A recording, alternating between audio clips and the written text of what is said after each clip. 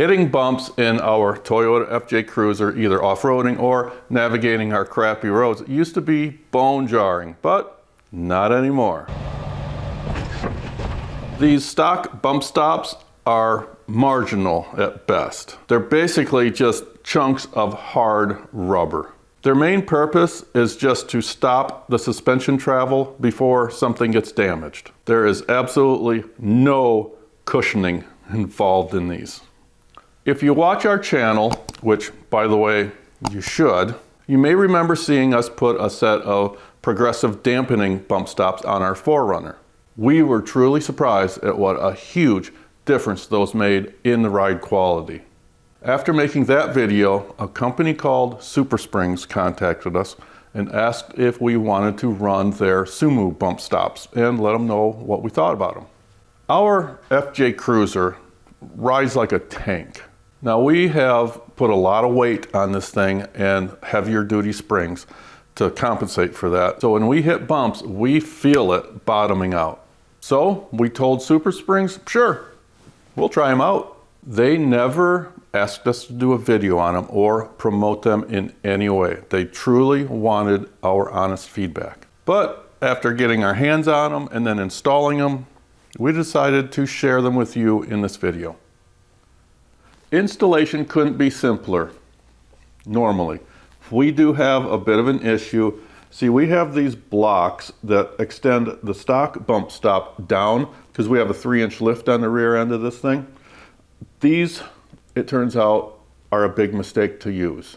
The problem is this is a solid aluminum block and they use stainless steel bolts going through them to anchor them up here on the frame. Whenever you use dissimilar metals like that, especially metals that are so different from each other, aluminum and stainless steel, what happens is that stainless steel bolt is welded inside this aluminum. It is not turning at all. If it weren't for that, I'd easily be able to break these bolts loose from these weld nuts on the frame, but it ain't gonna happen in our case. So what we have to do is actually cut this weld nut off the frame to get this off.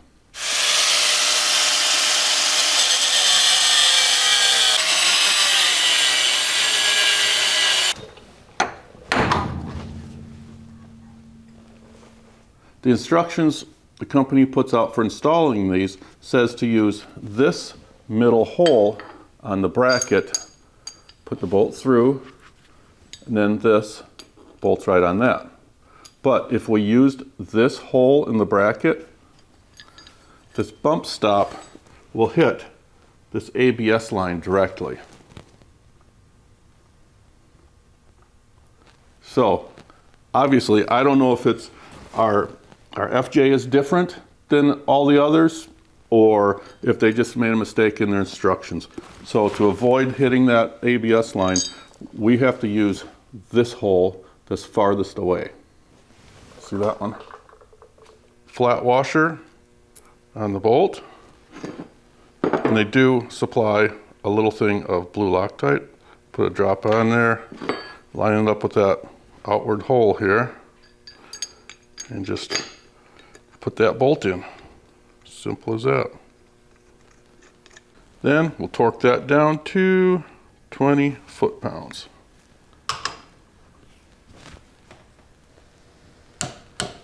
Right there. Little drop of blue Loctite on the threads of the bolt and the flat washer. Then we can put this on. Now normally you would of course just put the bolt up through and thread it into that nut that's welded onto the frame, but since we don't have that nut anymore, we had to go to the hardware store and pick up a lock washer and some nuts to fit those bolts that were supplied with the bump stops.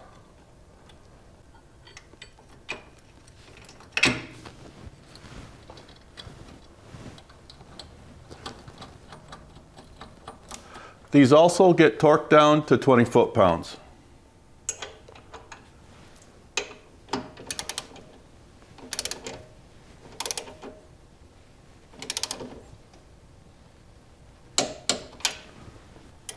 Now you'll see these new bump stops extend down much further than this old contraption that we had on here before. Got it all torqued down, got the tires on, torqued down, walked over to the bench, and I found this. This is the reinforcement plate that has to go on in between the chassis and the new bump stop mount. So, here we go again.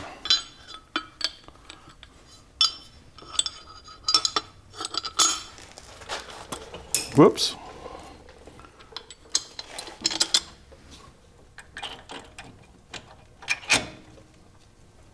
Now in the front, you'll see these new bump stops are going to hang down quite a bit further than the original ones. But I think that's okay because these are really quite soft. This isn't, I guess this isn't a rubber, it's a polyethylene. I think that's right.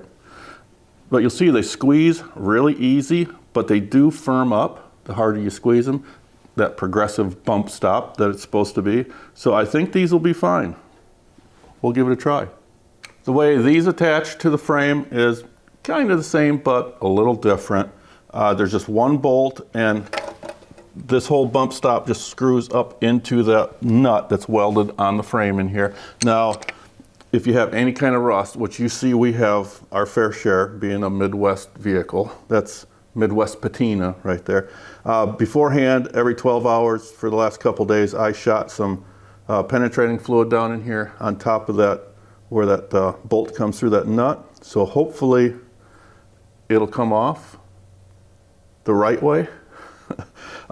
Best tool that I find is just a normal household pipe wrench.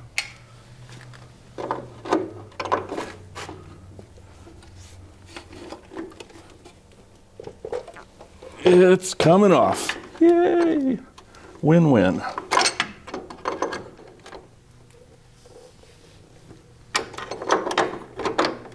The new one goes on just as easy as the old one came off. Now on these threads, I am going to put on a little bit of extra blue Loctite.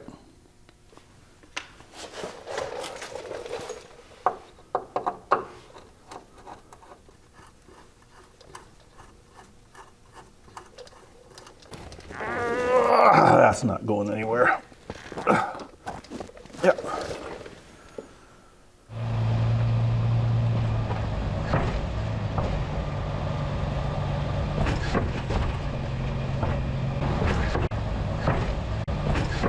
Okay, the $1,000,000 question that I'm sure most of you are asking. Do we prefer the bump stops we put on here or the ones we put on the 4Runner?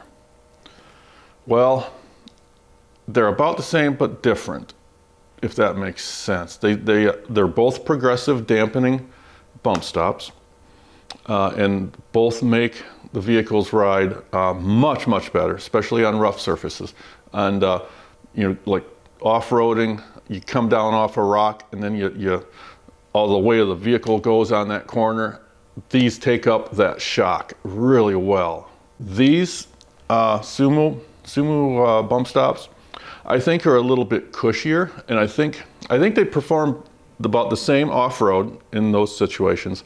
On-road, I think that these provide a little softer ride because they do come in contact with the axle in the back and the lower control arms in the front. They come into contact a little sooner than the ones that we put on the 4Runner. So I think that dampening begins sooner in the compression cycle. They still have the same kind of compression. You're not going to lose any up travel with either one of these bump stop systems. So I'm really not going to give one over the other. Now we do recommend these that we put on here, and we recommend the ones that we put on the 4Runner. I think you'll do just fine with either setup. Sorry about not coming up with a definite yes or no, buy these, not those. But I'm not going to do that. I can't do that. One concern, if it is a concern, I don't really know if it is or not, but one is made out of rubber, one is made out of a poly. I don't know. I know the rubber is going to hold up to our harsh environment here in the Midwest with all the road salt that's used. I'm not totally convinced that the polyurethane that the SumoSprings or Sumo bump stops are made out of will hold up to that. I don't know. Maybe it will for sure. I really don't honestly know, but I know the rubber will. I'm sure that SumoSprings did their homework and their testing in these environments, so I'm probably thinking too much about it, to be honest with you, but that concern is here. So, if you like this video, hit that like button, consider subscribing, and thanks for watching.